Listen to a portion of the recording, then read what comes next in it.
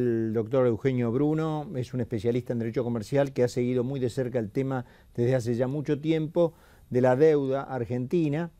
Les decía, recordaba cuando hablábamos con Eugenio hace ya muchos años, cuando la Argentina recién entraba en este disparate, bueno, lo que iba a costar salir,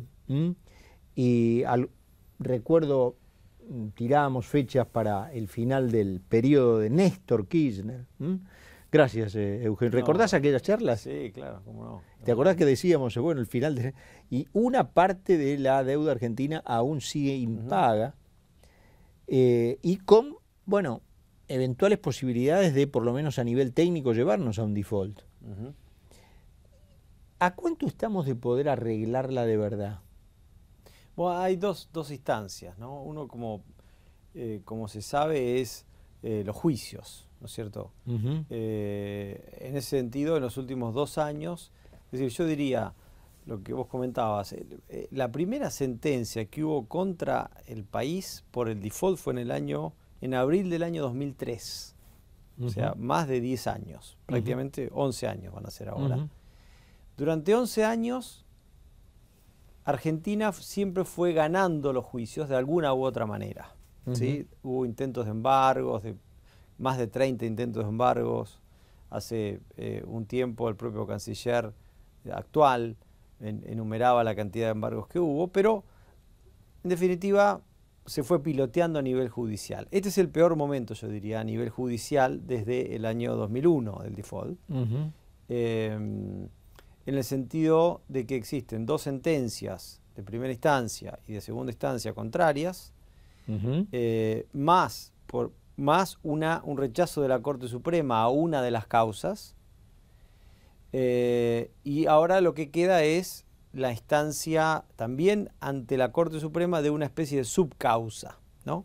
Que es lo que se está apelando hoy, en definitiva. Hoy se está presentando un escrito, ¿no? Pero en conclusión, yo diría que a nivel judicial, bueno, ya venimos, en términos futbolísticos, 2-0 en contra, 2,5 en contra, yo diría 3 quizá, porque ya tenemos una decisión de la Corte de no tomar uno de los casos, 3-0 en contra, uno podría decir. Las chances de que la Corte Suprema tome esta apelación son bajas, no son nulas, no es 0, es más que 0. Yo diría menos que el 50%. Así que a nivel judicial, en cuanto al resultado final, no estamos bien. Y si en esta decisión intermedia es negativa, ¿es cierto que hay un default? O sea, bueno, depende cuándo, y depende de lo que haga el gobierno en el medio, y depende de lo que haga el gobierno después. El cuándo es, si la decisión es muy rápida, el gobierno se va a quedar sin tiempo como para intentar llegar a acuerdos extrajudiciales, ¿sí? Que es la otra área que yo te iba a comentar, ¿no? Por ejemplo, si el gobierno de Obama presentara un escrito, eso te daría unos 6, 8, eventualmente 12 meses más. Entonces uno puede estirar los plazos, por ejemplo, hasta fin de año, ¿no? Pero llegado el caso, si fuera efectivamente contraria, ahí lo que hay que mirar es si se puede llegar a un acuerdo extrajudicial antes.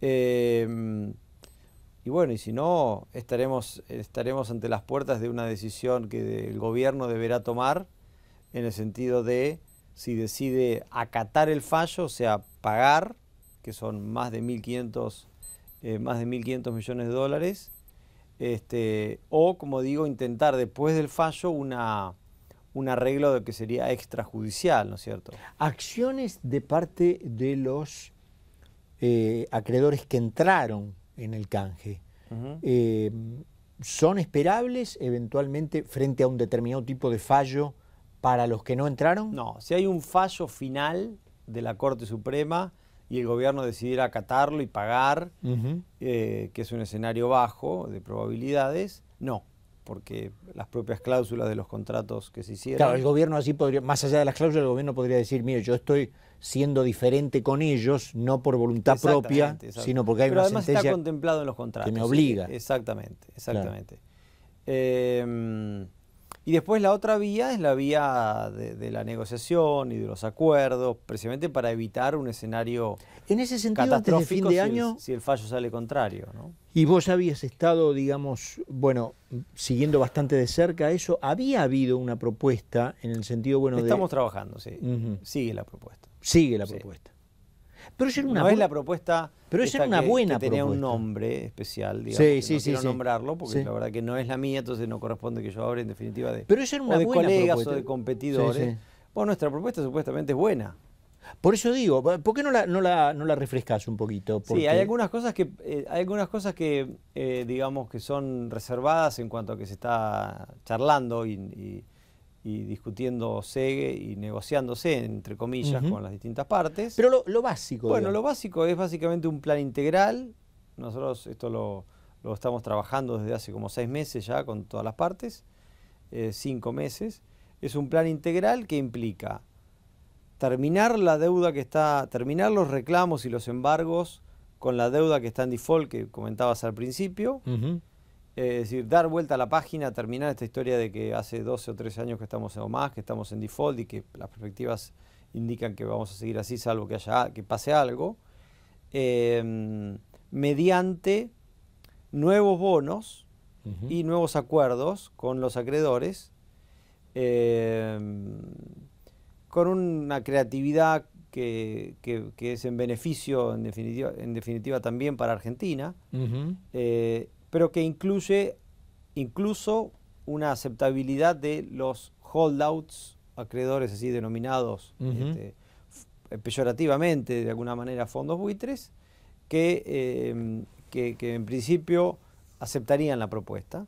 Por lo tanto... Porque ellos ganarían por otro lado, digamos. Lo que eventualmente parecería que pierden, lo ganarían por otro lado. Bueno, lo ganarían en el sentido de que la propuesta sería mejor que la propuesta del 2010, sí, que se hicieron en los canjes, por la sencilla razón de que hoy en día tienen un fallo que es mucho más oneroso que el canje anterior del 2010. Entonces estamos viendo una fórmula intermedia, digamos, que no sea 2010, pero que tampoco sea el fallo, porque el fallo es impagable, porque además del fallo este de 1.500 hay atrás de los 1.500 casi 20.000. Claro, ¿no? exactamente. Entonces, el fallo es claramente impagable de todo punto de vista, incluso como mensaje a los demás holdouts, porque la verdad que después si uno paga el total, todos los demás van a decir, bueno, no te creo más que vas a reestructurar, vas a terminar pagando.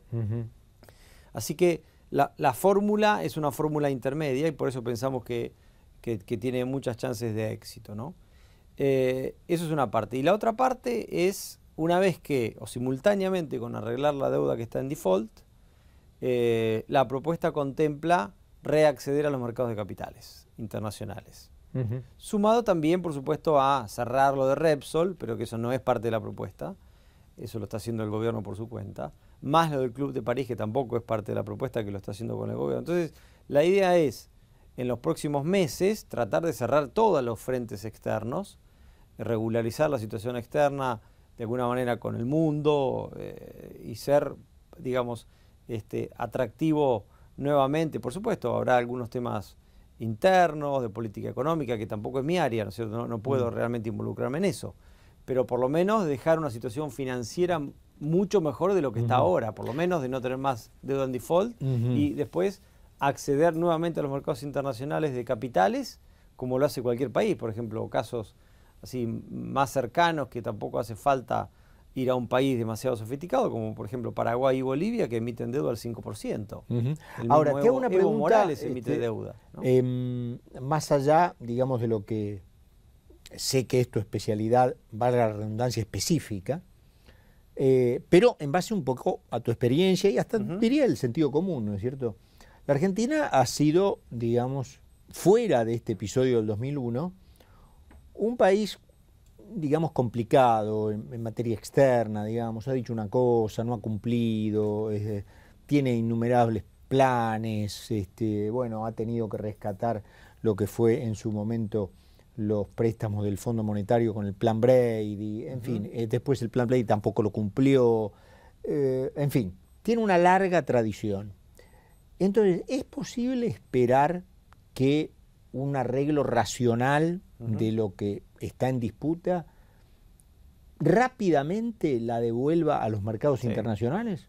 increíblemente sí. Y, bueno, la verdad te tomo la palabra increíblemente, sí, claro. Porque si el mercado internacional fuera una persona y esa persona fuera yo, le diría, mire muchacho, está todo muy lindo, pero vamos a esperar un cachito. No hablo de la situación, exacto, pero no me refiero a la situación, vos decías, vos empezabas con el plan Brady. El plan Brady empezó en la década, principio de la década del 90. 92. Se cerró, pero empezó en el 89, se lanzó en el 89, el propio Nicholas Brady, que era... O sea, no me refiero a la situación de los últimos años, ¿está bien? Digo, en general, increíblemente sí, con respecto a Argentina, porque pues, los mercados financieros no tienen memoria. Hay una frase, esa es la frase que se utiliza. Los mercados financieros no tienen memoria. Es decir, por varios motivos. Tienen avaricia y, por supuesto, después estará la tasa de interés por el riesgo, ¿no es cierto? Por supuesto, hoy en día Argentina es más riesgoso que México, que es un país grado de inversión, o que Chile, que es un país grado de inversión. Pero pasar de una situación negativa financieramente a una situación positiva financieramente lleva poco tiempo, incluso por la percepción de los mercados de capitales, ¿no? De hecho, si uno mira la historia, la misma historia de Argentina, después después del default que hablábamos antes, después de una quita del 75% en el año, un poquito menos, en el año 2005, sumada a otra quita parecida en el año 2010, al poco tiempo ya varios bancos le ofrecían a Argentina colocar deuda en los mercados de capitales, incluso post-crisis Lehman Brothers, que cambió un poco obviamente la situación, la situación financiera internacional para los países emergentes, pero ya le ofrecían colocar deuda, estoy hablando del 2010, principio de 2011, bueno, antes de la... Una buena, extraña noticia, digamos, ¿no es cierto? Sí, es así. De hecho, nosotros estamos trabajando con algunas instituciones financieras, digamos, de la zona de Wall Street, en definitiva, que, por ejemplo, el año pasado, en el 2013, los países emergentes, incluyendo Bolivia e incluyendo Paraguay, colocaron bonos por 400.000 millones de dólares. 400.000 millones de dólares. Pero ellos no tienen la historieta, bueno, digamos, de Argentina en los 90, que venía de una década del 80 bravísima, de top. Acordate, del 89 Argentina tuvo una hiperinflación, sí, claro, con Alfonsín, con cambio de gobierno. Sí, claro. A los 2 años con 3 años reestructuró Plan Brady y después volvió a los mercados. Por eso digo, los mercados no tienen memoria y vuelven a prestar. Según las estimaciones de las instituciones con las cuales estamos trabajando, hay para Argentina en el corto plazo, en la medida en que se resuelvan estas causas aspectos que estuvimos hablando, de inicialmente, por ejemplo, 20.000 millones de dólares. Y uno dice, bueno, ¿y estos números de dónde salen? Ahí al toque. Sí, bueno, no al toque, digamos, pero tenés que hacer distintas tareas, en definitiva. Y por supuesto se medirá y habrá que ver la demanda, pero sí. Ahora, te dicen es que extraño que un gobierno Argentina, con bastante pocos escrúpulos, digamos, no se esté tirando en palomita, digamos, a estos... Bueno, hay que cerrar la deuda en default primero, que es un tema muy complicado. Está bien, pero que te diga, bueno, ¿qué hay que hacer? ¿Dónde firmo para cerrarla y que vengan 20.000 palos? Yo soy hincha de Racing. Bueno, estamos en un ligero desacuerdo en ese punto. Y tenemos a un gran técnico cuya frase principal es paso a paso, ¿no es cierto? Así que bueno, es paso a paso. Yo creo que paso a paso se debería llegar a esa situación, ¿no es cierto? Del otro lado también, digamos, recordemos, me refiero a la parte de default, los fondos litigantes tampoco son una cosa fácil de lidiar, ¿no es cierto? Pero por eso digo, yo creo que con la prudencia y con la cautela necesaria y con la confidencialidad en algunos aspectos que se requiere, yo creo que paso a paso deberíamos visitarte, no sé, quizás en los próximos meses para decirte esto que estamos hablando. Es decir, ojalá se pueda cerrar lo del Club de París, se pueda cerrar lo de Repsol, se pueda cerrar la deuda en default y que por lo menos la situación financiera nos dé un alivio, ¿no es cierto? Nos dé un alivio y una perspectiva de poder, con ayuda de cuestiones internas, nos dé un alivio, por lo menos, no solo para solucionar temas así de corto plazo, sino por lo menos para solucionar cuestiones como las reservas y otras cosas más relacionadas, para poder, en definitiva, dar vuelta a la página de la no solo de la deuda, sino de los temas estos que del Fondo Monetario, el Club de París, Repsol. Es decir, yo creo que se puede normalizar y bueno, después, como digo, lo mío no es la economía, pero creo que en cuanto a política económica, solucionando el tema financiero, me parece que hay posibilidades por lo menos de, como digo, dar vuelta a la página para el país, digamos, ¿no? Te voy a hacer una última. Digamos, los mercados, digamos, vos decías bien, no tienen memoria. Ahora, no tienen, digamos, un análisis un poquito más amplio en el sentido de completar una ecuación, no solo desde el punto de vista económico, en donde entren a jugar, bueno, las tasas para cobrarte el riesgo. Exacto, eso sí, por supuesto. Sino otros factores, como por ejemplo, un país que apoya a Venezuela, un país que un día se hace socio de Irán, digamos, eso no entra en la suma algebraica de los mercados, no entra. Los mercados miran dos cosas. Los mercados generalmente miran dos cosas. Primero, la capacidad de pago y la voluntad de pago, ¿no? Por supuesto que en la medida en que las cuestiones institucionales o de política exterior sean más próximas a los conceptos más, si uno quiere, de países emergentes de la zona, por supuesto que quizá eso también ayude a bajar el riesgo, pero eso creo que es otra discusión. En la medida en que la capacidad de pago y la voluntad de pago estén presentes, por supuesto, en la medida en que no hayan cuestiones así de grandes violaciones a los derechos de propiedad, por eso digo, hay que terminar con Repsol, por ejemplo, y cerrar ese capítulo. Los mercados miran otras cosas. De hecho, si uno mira, por ejemplo, Bolivia, que hace 2 o 3 años también expropió de mala manera las compañías las compañías petroleras y de gas, y estamos hablando de un gobierno declarado abiertamente socialista, ¿cierto? Sí. No es que digamos tienen dudas de lo que lo que el gobierno se considera que es. Ellos se consideran socialistas y también están en las alianzas internacionales que vos mencionabas. Sin embargo, como digo, colocaron deuda al 5%. Que Evo Morales acceda a los mercados y que encima hace poco las propias calificadoras de riesgo le subieron la nota y le bajaron le bajaron la tasa de interés, así lo indica en definitiva, ¿no? Ahora, bueno, uno dice, bueno, ¿cómo sería esta mecánica? Y bueno, en la medida en que,